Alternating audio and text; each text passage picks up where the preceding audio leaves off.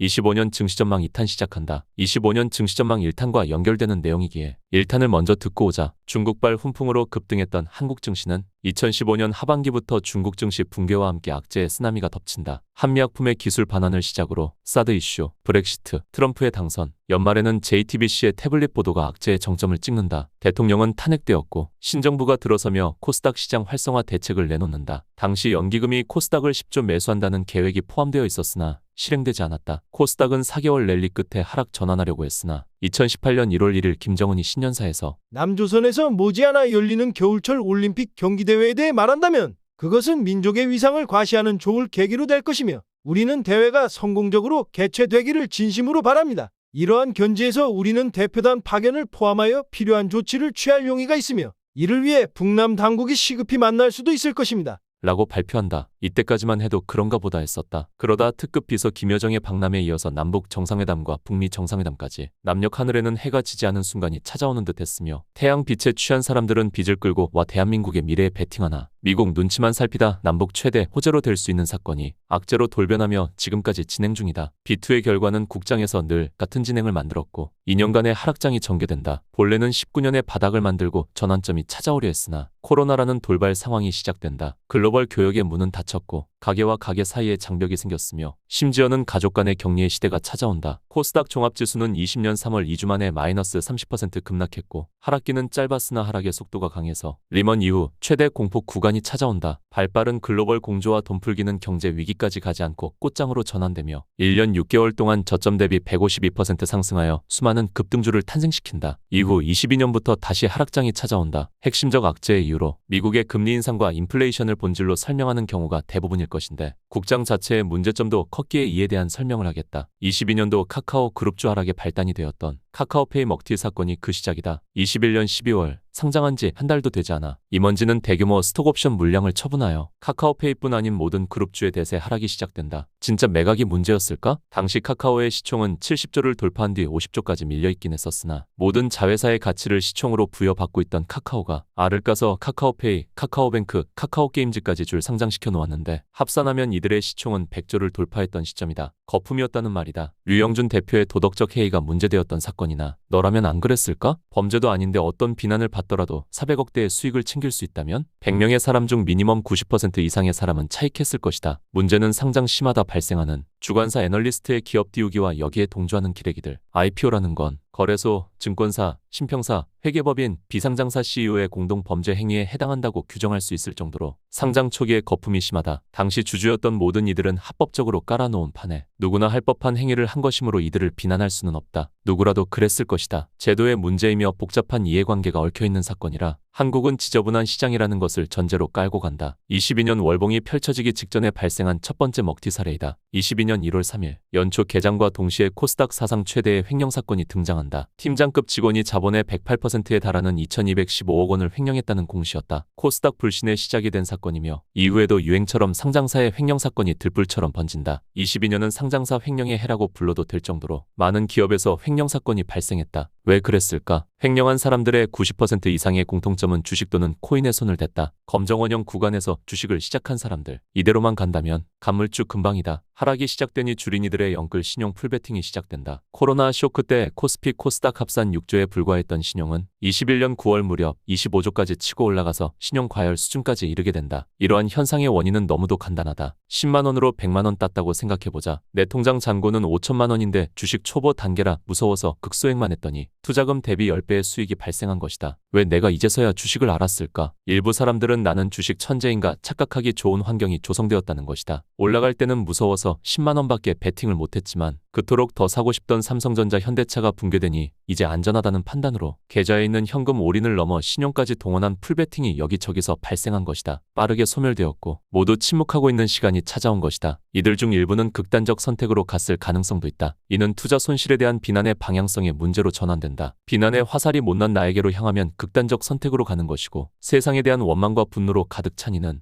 횡령이라는 범죄 행위로 나아가 피해를 타인에게 전가하는 것이다. 주가의 낙폭과 비교할 때 과도한 수준의 파산자가 많은 해였던 것을 고려하면 횡령 릴레이가 나온 것은 이상하지 않다. 오스템 임플란트 사건이 발생한 당일에는 지수 측면에서 타격이 없었으나 이후 외인 투심에 영향을 주었고 외인의 매도 공세가 시작된다. 악재는 악재를 부른다. 오스템 임플란트 사건이 주목을 받고 사라지기도 전인 1월 11일 위메이드의 위믹스 먹튀 사건이 발생한다. 뉴스로는 11일에 나왔지만 위믹스 커뮤니티에서는 이미 사측에서 매도가 이루어졌다는 내용이 돌고 있었기에 뉴스보다 앞서 이미 주가가 급락했음에도 당일 뉴스가 발생하니 장중 15% 급락하며 추후 위믹스의 멸망을 예고했다. 21년 주도주였던 코인, 메타버스, NFT 테마를 초토화시킨 사건의 시작이었다. 동시점 원래도 투심 악화가 진행 중이던 코스닥 시총 1위 셀트리온 헬스케어는 수년간 문제되었던 분식회계의 결론이 나온다는 뉴스가 뜨며 급락을 시작한다. 분식회계로 결론이 난다면 한가는 아니어도 당일 최소 두 자리 급락이 나올 거라는 판단으로 뉴스 이전 8만원대를 유지하던 주가는 빠르게 6만원까지 추락하게 된다. 연초 시작과 동시에 오스템 임플란트, 위메이드, 셀트헬스케어 3연속 악재다. 끝난 줄 알았지. 이건 시작에 불과했다. 진짜 큰 놈은 뒤에 기다리고 있었으니 LG에너지솔루션 대사기극의 시작이다. 1경 5천조 증시 역사상 최대의 공모 청약이 이루어진다. 사기만 하면 더블이다라는 말이 통설처럼 퍼져서 국민 용돈주가 되었던 LG에너지솔루션의 상장. 대체 누가 더블을 만들어준다는 것일까? 뉴스에 등장한 자본금 50억 투자사는 7조를 써내어 200억의 LG엔솔 주식을 받았을 것이고 시가에 차익했다면 장시작과 동시에 200억 수익이다. 뻥튀기 공모금이 엄청난 규모였기에 200억은 잔챙이에 불과했을 것이고 류영준의 400억 먹튀 장난으로 봐도 될 수준의 먹튀가 발생한 것이다. 누구 돈으로? 연기금 이조 매수, 조사가 필요하다. 굳이 더블 상한가에 대량 매수 주문을 넣어야 했었나? 변명거리도 완벽하다. 시총이 너무 커서 비중을 맞추기 위해 어쩔 수 없었다라는 핑계를 댈 것이다. 완전 범죄다. 뻥튀기 공모를 감행할 정도의 광풍이 불어온 것을 고려하면 감히 예상조차 할 수 없는 엄청난 규모의 먹튀가 발생했던 사건으로 추정한다. 이후부터는 LG에너지솔루션의 저주다. 1월 27일 매수를 시작으로 11월 초까지 LG에너지솔루션 한 종목을 집중 매수한다. 대신 수백 종목을 시장에 던졌기에 진짜 악수급의 원인 중 하나는 LG엔솔의 상장이며 주인공은 연기금이 되겠다. 1월에만 4개의 개별 악재가 있었는데 이후부터 나온 것이 비본질이나 모두 본질로 생각하고 있는 내용들이다. 글로벌 악재의 시작이다. 연준의 금리 인상으로 나스닥은 1월에만 16% 급락한다. 인플레이션이 문제가 되어 금리 인상을 하는 것인데 국제 유가에도 상승 동력이 생긴다. 러시아 우크라이나 전쟁의 발발이다. 원달러 환율은 리먼 이후 10년간 지키던 박스권 상단을 단숨에 시도했으며 코로나 때 마이너스 40불을 갔던 국제 유가는 130불까지 올라가 인플레이션을 더욱더 자극한다. 미증시에 상장되어 있던 러시아 ETF는 초단기에 마이너스 80%를 찍고 증시에서 모두 상폐되는 사건이 발생한다. 금리 인상, 인플레이션, 전쟁까지 악재 3종 세트가 증시를 폭격하고 있는 구간에 미중 무역 전쟁으로 미증시에서 중국주 퇴출 소식이 들려오며 항상테크가 급락하게 된다.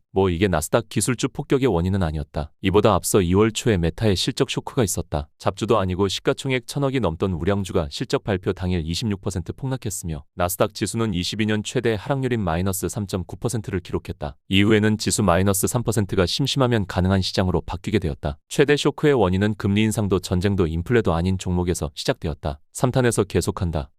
이상 시황 맛집 내일 같은 날이었다.